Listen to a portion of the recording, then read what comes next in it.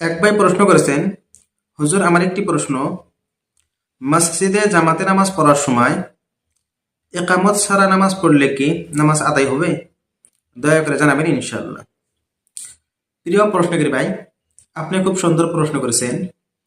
মসজিদে জামাতে নামাজ পড়ার সময় একামত সারা নামাজ পড়লে নামাজ আদায় হবে, তবে এভাবে নামাজ পড়া মাকরুহ হবে। যেহেতু মসজিদে জামাতে নামাজ পড়ার সময় একামত সহ নামাজ পড়া হলো সুন্নতে মুআক্কাদা, সুতরাং কেউ যদি মসজিদে জামাতে নামাজ পড়ার সময় একামত ছাড়া নামাজ পড়েন, এক্ষেত্রে নামাজ আদায় হয়ে যাবে, পুনরায় নামাজ পড়তে হবে না। তবে এভাবে নামাজ পড়া মাকরুহ হবে, আর জানে শুনে এভাবে নামাজ পড়া ঠিক হবে না। আর কেউ যদি একাকী নামাজ পড়েন, একাকী নামাজ পড়ার ক্ষেত্রেও একামত সহ নামাজ পড়া হলেই উত্তম।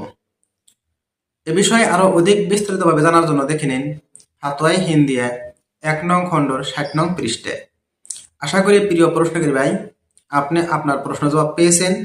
ওয়া আখিরু দাওয়ানা আনিল হামদুলিল্লাহি রাব্বিল আলামিন।